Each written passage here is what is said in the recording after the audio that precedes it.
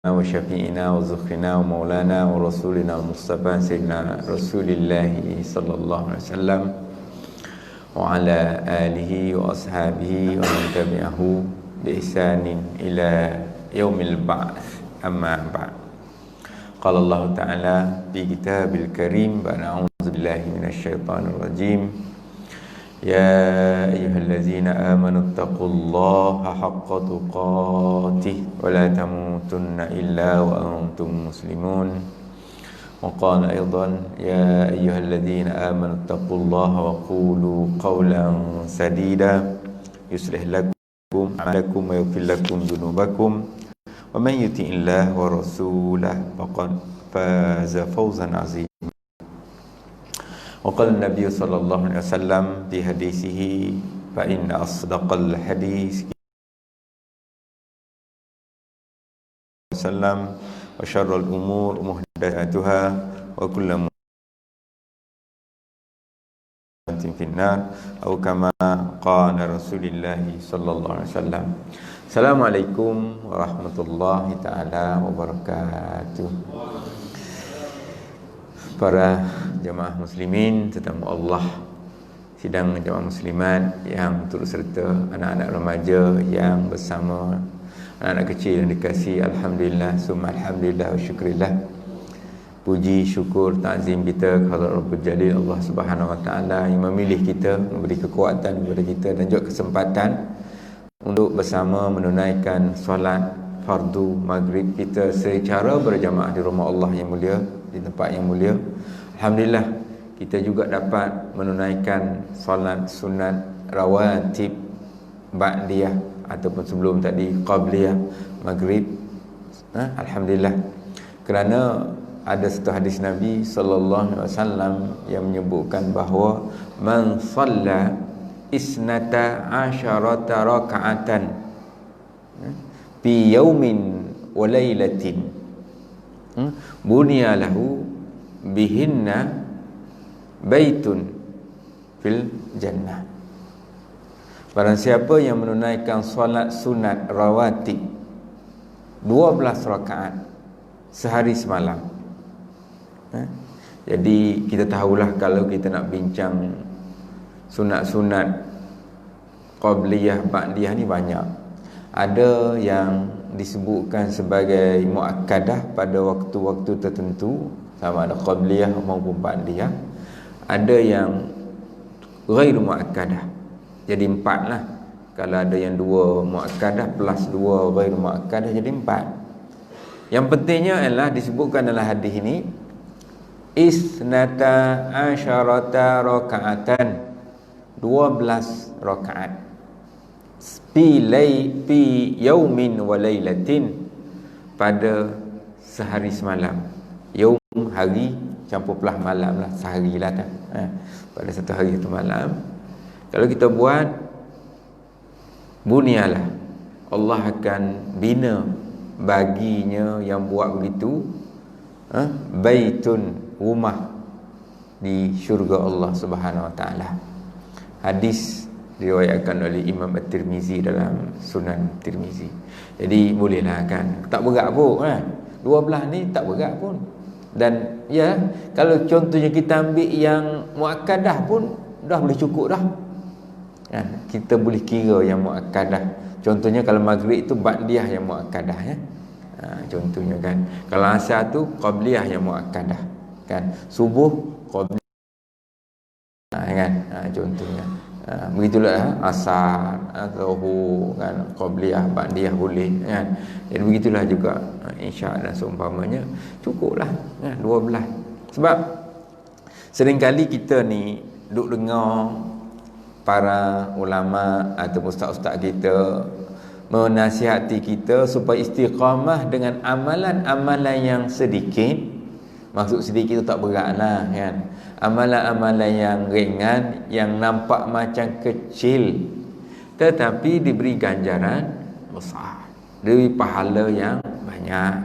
Jadi kita istiqamah yang tu je dulu. Kalau yang lain tu berat, kalau mampu yang lain tu alhamdulillah, tak ada masalah tu. katakanlah berat untuk kita beristiqamah yang lain. Contohlah kita kata kita ni mungkin berat nak bangun tahajud atau qiyamul lail setiap malam. Terutamanya nak bangun awal lah. Kalau bangun nak subuh tu okey lagi lah. Boleh tahan lagi lah. Maknanya kalau sempat 4 rakaat ke 6 rakaat sebelum subuh tu okey lah tu. Kira bangun juga cuma lewat. Tapi kalau kita nak kata istiqamah, nak bangun pukul 4 pagi, 3:30 pagi, tu memang saya mengandaikan ramai yang berat lakukan. Tapi kalau sekarang tak ada masalah. Subuh dekat pukul 6.20 subuh. Tengok kan, Allah Rabbi Karim kan. Jadi kalau bangun pukul 5.30 tu lama dekat lah. Contohnya kalau subuh awal lagi tak sekira lah, bangun pukul 5. Contoh. Jadi kan banyak masa sedikit untuk kita tambah-tambahkan qiyam. Tak apalah, yang tu saya hanya sebut secara umum. Tapi yang kita istiqamah yang nampak simpel. Contohnya kan, man sallal isya fi jama'atin faka'annama salla nisful lail. Barang siapa yang menunaikan solat isya secara berjamaah, seolah-olah dia mendirikan separuh malam. Yang selalu kita dengar ni, bukan benda yang kita tak pernah dengar kan. Saya sebut ni pun yang biasa-biasa saja kan. Kita pun kategori biasa pun bukan kategori luar biasa pun kita ni kan. Ya, alhamdulillah yang biasa-biasa kalau kita istiqamah pun okey dah kan. Jadi barang siapa yang mendirikan solat isyak berjamaah, kan simple tidak beratlah maksudnya.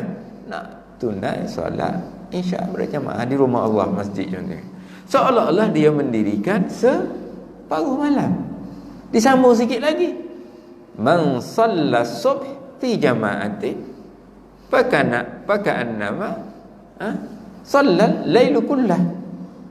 Tambah sikit lagi.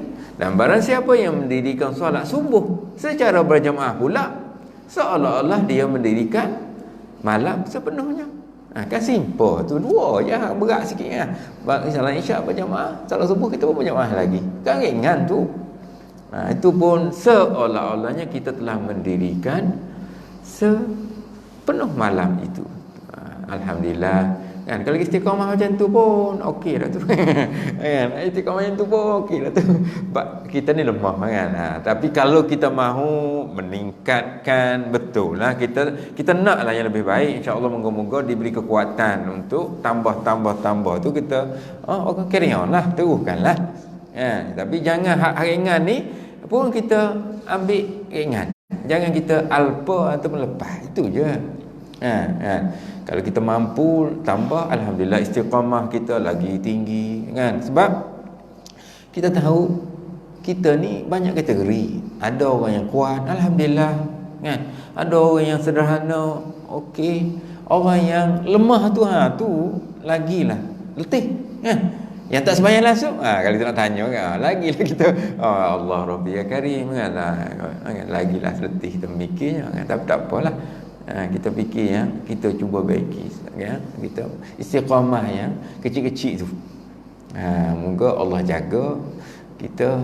Lebih-lebih lagi ni kan nak sebut tahun pun tahun 2020 ni 2020. Alhamdulillah. Saya dulu ingat kan, masa belajar saja cerita kan, masa student dulu kan, tahun-tahun 30 tahun dulu lah lebih kurang kan. Allah, sempat dah aku hidup tahun 2020. Ingat tak macam tu kan? Pak teringatkan wawasan 2020 waktu itu. Sempat dah aku hidup. Tapi alhamdulillah lah. Bukan setakat kita, ayah-ayah dan ibu-ibu yang lebih senior pada kita pun sempat berada pada tahun 2020 kan. Itu contohnya. Bukan saya nak cerita apa, nak ceritanya bahawa Allah Rabbi, masanya berlalu begitu cepat. Dulu duduk fikir sempat ke tak ke tahun 2020, tapi sampai elok-elok ya kan. Masa yang ada adalah begitu pantas berlalu. Apa kita buat kalau kita nak tanya? Berlalu 30 tahun tersebut. Kalau kita nak cerita soal ekonomi tak payah, soal politik pun saya kata tak payahlah. Kita cerita hak kita ni, hak berkait dengan amal, ibadah dan juga kebajikan kita. Apa yang dah menjadikan kita berkembang, berubah menjadi bertambah lebih baik dan seumpamanya.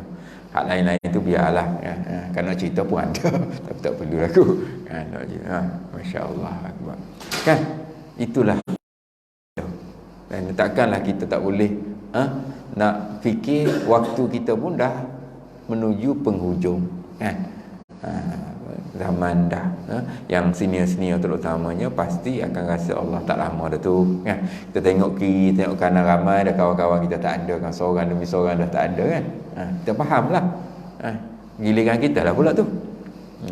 Jadi apa yang dah kita buat kalau kita nak tanya? Perubahan apa yang kita lakukan? Istiqamah dalam amalan apa yang dah kita buat? Kan? Tadilah kalau kita istiqamah yang tadi pun alhamdulillah dah. Walaupun nampak ringan, kecil.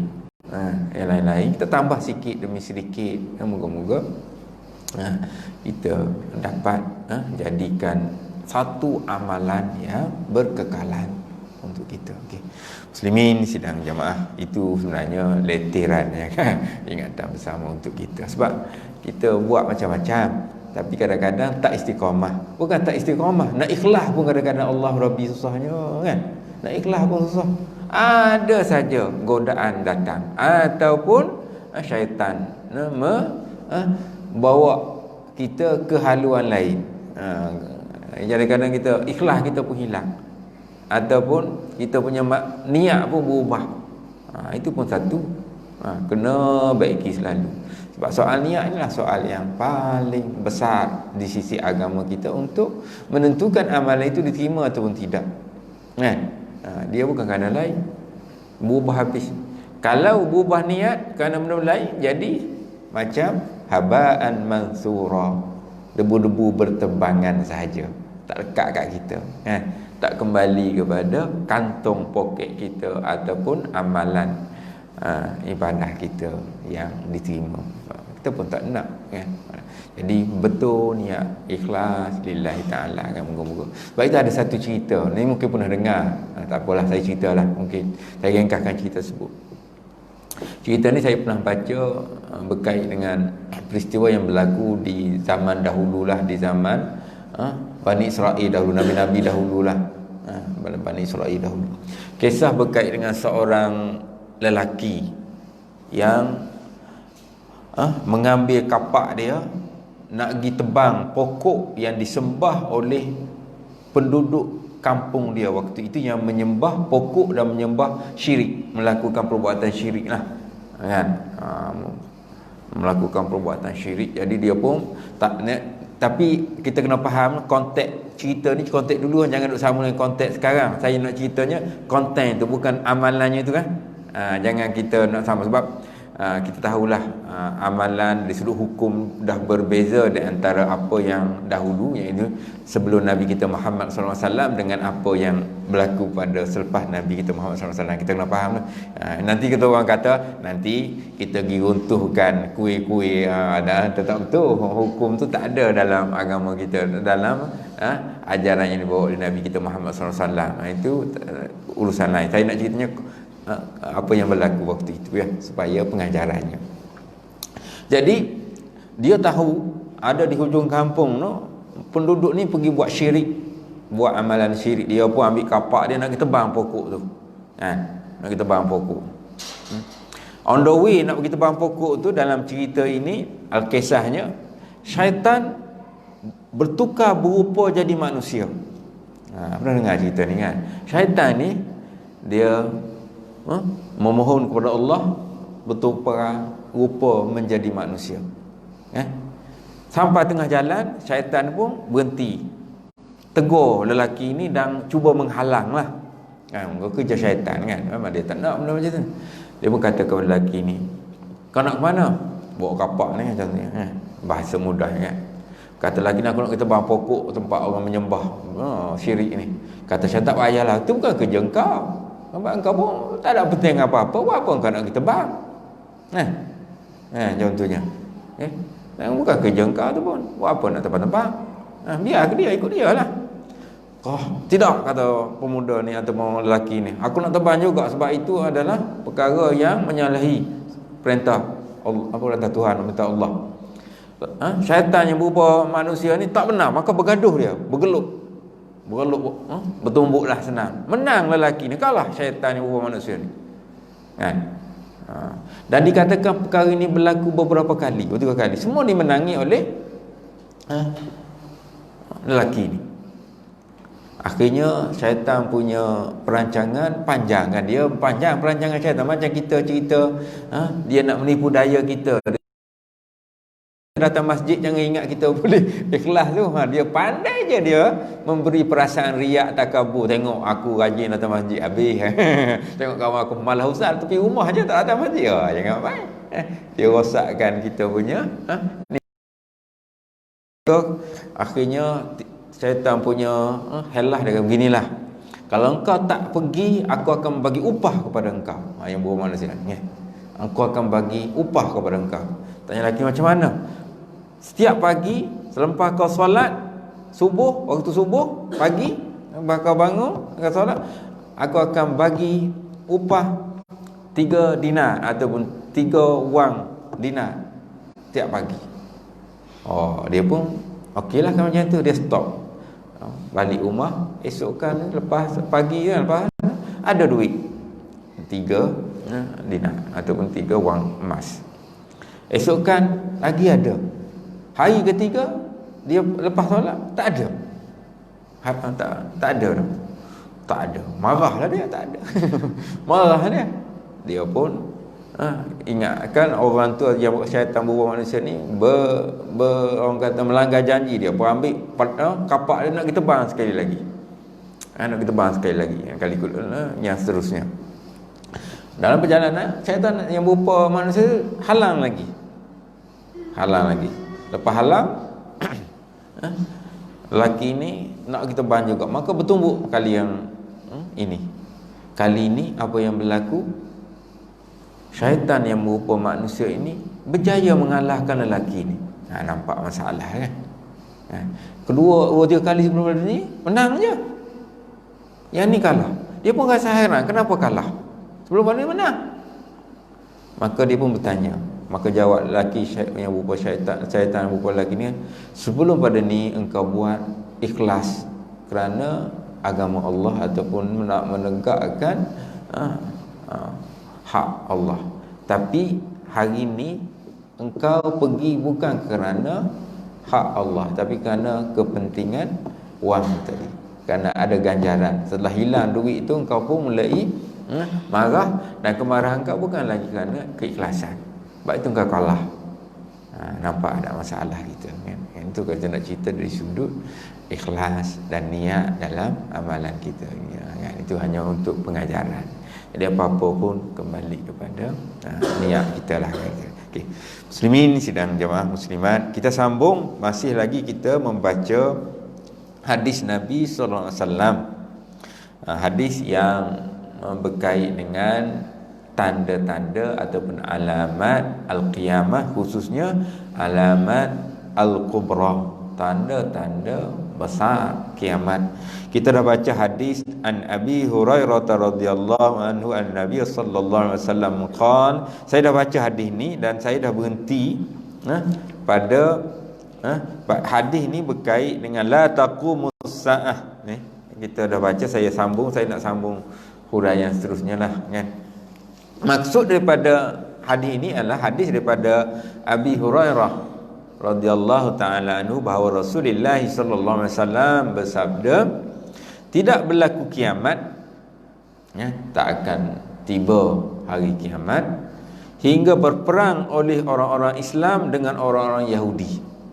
Maknanya di akhir zaman nanti akan berperang antara Islam dengan Yahudi. Ini kita pun nak bincang bab kita panggil, kalau bahasa akademik dipanggil eskatologi, maknanya the future studies, berkait dengan masa depan. Sama ada kita nak cerita berkait dengan hal-hal Imam Mahdi, Nabi Isa dan seterusnya. Ini dalam perbincangan para pengkaji memang banyak. Saya pernah sebutkan sebab ada ni, mungkin saya dah pernah sebut. Kalau orang minat nak baca, ada penulis-penulis dan juga ustaz-ustaz lah, penceramah yang suka atau banyak maklumat tentang perkara ini. Kalau dalam YouTube tu, kalau Ustaz Auni, banyak cerita berkait dengan perkara ini. Saya sebut je lah kan. Itu boleh baca. Kalau yang tu yang Melayu lah. Yang Inggeris pun ada, boleh minat baca. Tapi itulah, dia memberi tafsiran yang berbeza-beza dan bermacam-macam berkait dengan masa depan, khususnya konflik-konflik yang saya sebutkan tadilah. Sama ada kita nak cerita agenda Judaism, Yahudi kan, berkait dengan orang kata penaklukan, kezaliman, mahupun gerakan-gerakan, sama ada kita nak sebut Freemasonry ke kan, Zionis ke, macam-macam lah kalau kita nak cerita pasal perkara ini. Tapi yang kita nak sebut kini adalah bahawa akan berlaku di akhir zaman nanti peperangan antara orang Islam dengan orang-orang Yahudi. Sebab itulah kalau kita baca kisah-kisah macam mana orang-orang Yahudi membuat persediaan, dia dah ada maklumat, dia faham dan dia buat persediaan. Khususnya cerita berkait dengan hadis inilah contohnya. Maka sebab kita kena faham, sebelum kiamat Islam akan menang. Itu janji Allah Subhanahu Wa Taala. Itu kan janji, okay? Maka waktu akhir itu orang-orang Islam membunuh mereka, orang Yahudi, hingga seorang Yahudi bersembunyi di belakang batu atau pohon kayu. Maknanya Yahudi akan lari bersembunyi di tempat-tempat, sama ada pokok atau batu, disebutkan. Lalu bercakap oleh batu dan pohon kayu tersebut, kan. Maka waktu itu pokok boleh bercakap, batu boleh bercakap. Ni dah akhir zaman kan. Jadi benda yang melibatkan kita panggil mukjizat ataupun kehendak Allah Subhanahu Wa Taala. Batu-batu dan kayu boleh bercakap lah. Sehinggalah batu atau pokok itu berkata, "Wahai Muslim, wahai hamba Allah." Disebutkan di sini. Ini orang Yahudi di belakang aku. Sehingga dia boleh cakap, tahu adanya orang-orang Yahudi di sebalik batu ataupun pokok kayu yang mereka sembunyikan atau mereka ada tersebut. Marilah membunuhnya, kan, sampai seolah-olahnya waktu itu suruh ataupun diminta untuk melakukan perkara tersebut di akhir zaman. Kecuali ini kita nak cerita pasal sejenis pokok yang bernama pokok Al-Gharqad. Kan? Semua pokok lain atau batu akan cakap, akan beritahu, kecuali sejenis pokok. Nama pokok tersebut digelar Al-Gharqad. Alif Lam Ghin Ra Qaf Dal. Al-Gharqad. Jadi pokok Al-Gharqad ni sahaja yang tidak bercakap. Mana pokok ini tak akan beritahu.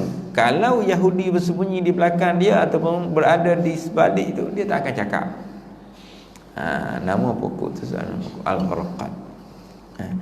Kerana dikatakan pokok kayu Al-Gharqad ini adalah pokok kayu orang-orang Yahudi. Maka sebab itulah kalau kita tengok dalam video,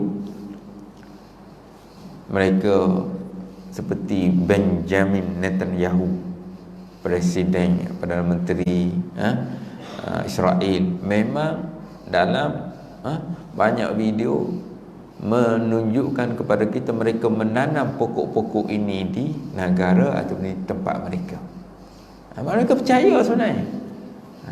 Okay? Boleh cek dalam video, cari gambar-gambar macam mana Perdana Menteri Yahudi, Benjamin Netanyahu. Yang lain-lain lah, kalau ingat Perdana Menteri Yahudi ni ramai kan, kan Yitzhak Rabin sebelum pada ni, macam-macam lah namanya kan, kan, yang menjadikan pokok ini sebagai pokok yang ditanam di negara mereka, jadi hiasan dan sebagainya lah. Ada rupa dia pokok itu, kan. Maka seolah-olahnya dia keyakinan seperti mana yang disebutkan oleh hadis ini. Jadi itulah. Okay, itu berkait dengan macam mana sifat orang Yahudi. Okay. Adapun kita sambung sikit lagi lah. Tanda yang besar mengenai kiamat terdapat dalam hadis-hadis sahih yang menyebut 10 tanda seperti dalam hadis Huzaifah bin Asid Al-Ghifari atau Ghifari yang menceritakan ni tanda besar yang akhir. Nanti dia akan detailkan satu persatu dalam kitab ni huraiannya.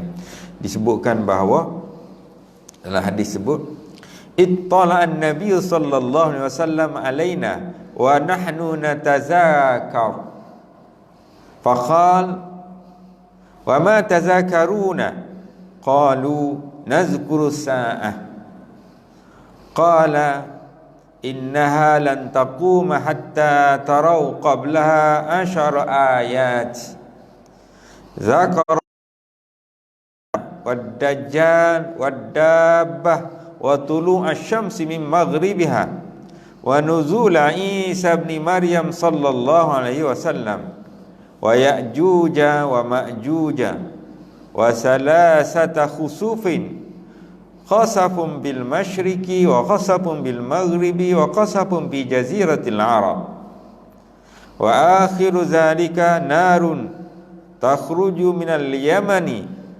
tatrudan nasa ila mahsyarihim akhrajahu Muslim. Ni hadis tentang 10 disebutkan asyara ayat, 10 tanda besar kiamat yang akhir sebelum betul-betul kiamat akan muncul. Itu maksudnya telah datang kepada kami, kata Huzaifah bin Asid Al-Ghifari, dia kata telah datang kepada kami oleh Nabi sallallahu alaihi wasallam sedang kami dalam bermuzakarah, berbincang-bincang.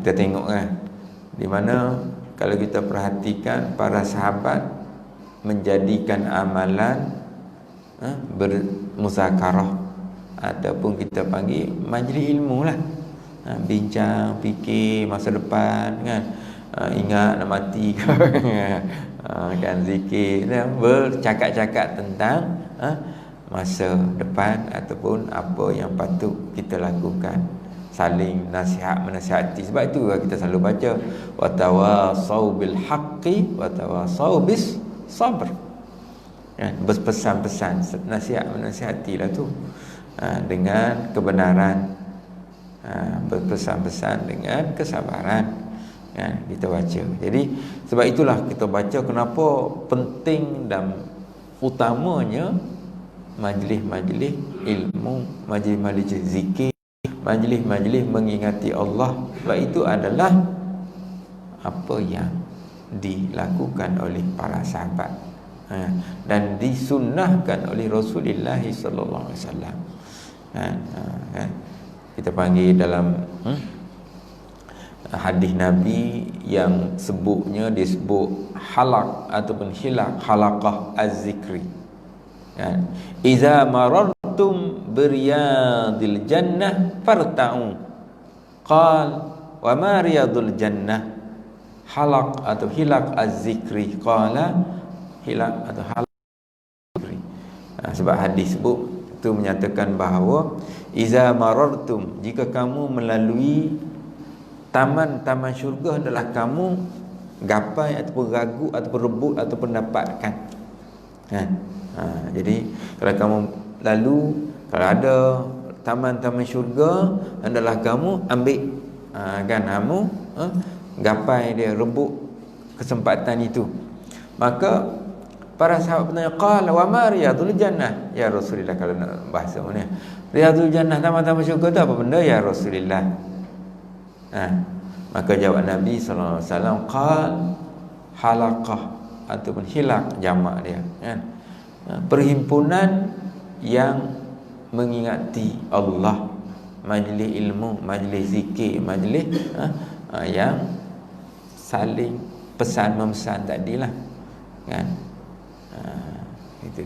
Jadi itulah maksudnya. Jadi abad itu kita, kalau kita tengok di sini menyebut tentang para sahabat sedang berada dalam majlis zikir tadi,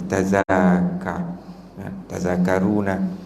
Maka sedang kami bermuzakarah, berbincang, kata sahabat. Baginda bertanya kepada, dah ada berapa orang kan duk bincang tu, maka Rasulullah SAW lalu dan Rasulullah bertanya, apakah yang kamu sedang bermuzakarah? Kamu bermuzakarah tentang tajuk apa? Tentang konten lah. Muzakarah memang Rasulullah suruh. Mungkin Rasulullah nak tahu tajuknya ataupun tentang dia punya inti. Muzakarah tajuk lah, senang kan. Kami menjawab, kata para sahabat, kami sedang mengingati hari kiamat. Zaman dulu ingat kiamat, kita yang tak pernah ingat. Para sahabat dulu, Masya Allah ya, telah mengingati akan kebimbangan mereka akhir zaman ataupun hari kiamat. Mereka pun bercakap, kami sedang bercakap tentang kiamat. Sebab itulah para sahabat selalu bertanya kepada Rasulullah SAW tentang perkara ini. Kita baca ayat-ayat Quran, yas'alunaka anis sa'ah, kita dah baca sebelum ni lah kan. Jadi ini para sahabat, mereka bertanya tentang as-sa'ah, kiamat kan. Itu menggambarkan keprihatinan ataupun concern mereka terhadap perkara ini. Kami ingati hari kiamat. Lalu baginda berkata, Nabi SAW kemudiannya bersabda ataupun memberitahu kepada sahabat, hari kiamat tidak akan berlaku. Disebutkan di sini, lan taquma, kiamat tak akan berlaku sehingga sehingga mana? Ada disebutkan sini asyara ayat. Kamu tengok, kamu nampak ataupun kamu jumpa 10 tanda terakhir kiamat. Itu 10 tanda besar kiamat. Pertama, kan? Pertama yang 10 itu ialah lalu baginda menyebutkan 10 itu. Yang pertama, keluarnya asap. Di sini disebutkan sebagai ad-dukhan. Dalam Quran pun ada surah ad-dukhan kan, berkait dengan asap ataupun habuk ataupun debu. Baru-baru ni apabila berlakunya apa yang kita sebutkan sebagai kebakaran, fenomena jorobu jorobu ke tak kira lah. Apabila kita tengok video yang orang hantar tu, Masya Allah, di sebelah Sumatera tu, Masya Allah, macam kiamat tengah hari tu macam malam. Matahari tu nampak merah kemerahan sebab terlalu gelap. Bacaan dia punya indeks api, indeks api, air pollution index dia kan, mencecah 1000 lebih katanya, wallahu alam. Kan 1000 ni memang boleh sesak nafas kalau orang ada masalah, memang boleh. Kalau nak kata adanya boleh bawa mati lah kan. Nak berlaku tu izin Allah kan. Kita buat 300 pun dah tak berani nak keluar dah. 500 dah. 300 ke atas masuk bahaya kan. 300 ke atas dah kategori bahaya. 500 dah, 1000 tu tak boleh nak bayang lah kan. Ini adalah orang duk berceramah berkait dengan ini, diibaratkan macam dukhan lah. Allah alam lah. Tapi memang sebab itu adalah sebab selalunya benda-benda macam ni, kalau yang sekarang lah kita kaitkan dengan aktiviti kita, iaitu kerosakan yang dilakukan oleh tangan-tangan kita. Yang saya baca, kalau kita nak baca firman Allah Subhanahu wa taala dalam Al-Quran, memang sebut zaharal fasadu bil barri wal bahr bima kasabat aydin nas. Berlaku kerosakan al-fasad di daratan maupun di lautan, bil barri wal bahr bima kasabat aydin nas, dengan asbab hasil kerja tangan-tangan manusia. Dah dia duk bakar kan, duk bakar hutan, berat-berat habis duk bakar. Maka itulah udara pun akan menjadi dan yang terbaru ni berlaku ni sebab kebakaran tak sengaja kot. Wallahualam tu sengaja di Australia, kita tahu kan betapa seriusnya berlaku kebakaran hutan sehingga membunuh binatang-binatang yang hidup di hutan, terutamanya kalau Australia tu banyaklah kata kangaroo ke yang duk tunjuk kan, kangaroo macam-macam kan. Wah, banyak binatang mati kan, kesian kan. Cuma sedikit kalau kita nak ambil pengajaran ialah apabila ditunjukkan kepada kita ada sekumpulan masyarakat Islam di sana sedekat dengan tempat kebakaran itu, mereka menunaikan solat sunat istisqa, iaitu solat sunat minta hujan. Diriwayatkan, diceritakan berlakulah apa yang diminta itu, turunnya hujan. Alhamdulillah, mana makbul lah doa mereka kan. Banyak tempat tu hujan dan sebahagiannya terpadamlah, bukan semua, banyak ia luah ya. Ada yang terpadam, ada yang tak padam, ada yang sebahagiannya terpadam. Alhamdulillah. Sebab kalau kita baca, ni cerita sikit berkait dengan solat sunat istisqa dan doa. Di antara solat-solat yang Nabi buat, solat sunat yang Nabi baca doa dan angkat tangan begitu serius adalah sewaktu Nabi solat sunat minta turun hujan. Diriwayatkan bahawa Nabi angkat tangan itu tinggi sehinggalah boleh nampak dia punya putih ataupun bawah ketiaknya. Sebab biasa kita angkat tangan macam tapi kalau sunnah, kalau kita bersungguh-sungguhlah, disebutkan dalam banyak riwayat, waktu angkat tangan baca doa itu angkat tinggi yang lebih afdal. Nabi buat dalam keadaan serius. Diriwayatkan 2 kali Nabi yang agak serius Nabi solat. Pertama disebutkan solat sunat istisqa minta hujan, mana berlaku terus pada itu hujan. Satu lagi Nabi solat sewaktu Nabi kepada Allah supaya kemenangan diberikan kepada Islam sewaktu peperangan Badar. Badar Al-Kubra, Nabi solat sunat juga, solat hajat, Nabi angkat tangan doa begitu tinggi.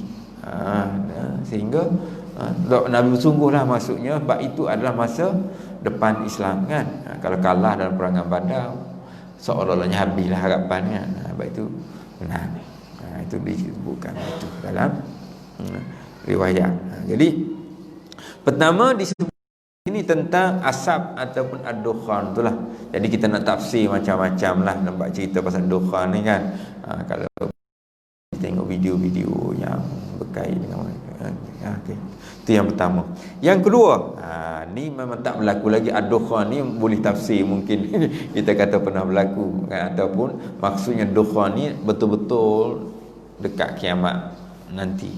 Sebab hak lain-lain tu tak timbul lagi. Contohnya disebutkan di sini nombor 2 tu selepas ada ad-dukhan tu wad-dajjal. Ni tak ada lagi lah kan. Tak berlaku lagi lah. Iaitu timbul ataupun munculnya makhluk yang bernama Dajjal. Jadi gambaran detail nanti kita baca satu persatu. Kita tak baca lagi lah. Kita sebut hadis pasal ini dulu. Macam mana rupanya, macam mana tulisannya, macam mana matanya ke apa semua kan, apa yang dia bawa, itu kita cerita pada tajuk khusus berkait dengan Ad-Dajjal. Tapi kita tahulah, selalu dengar dah kan. Jadi benda ni bukanlah benda yang tak pernah kita dengar lah. Tapi tak apalah, okay. Kita akan baca lahirnya satu makhluk yang bernama Dajjal.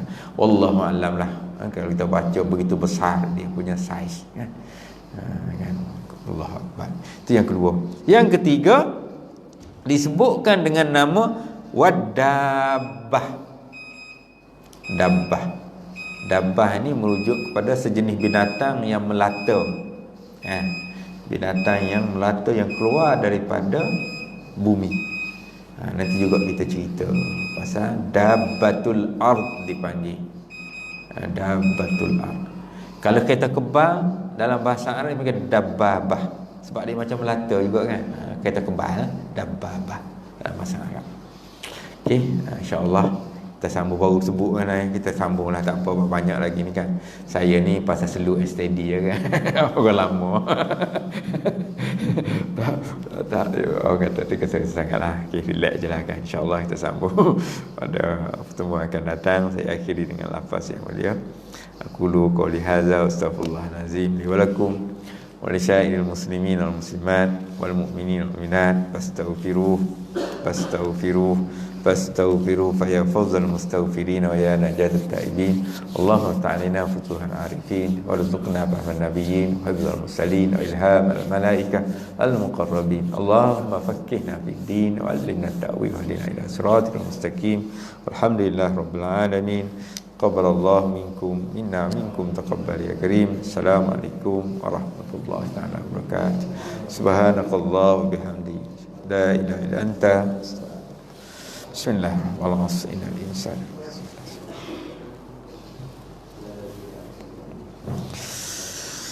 Allah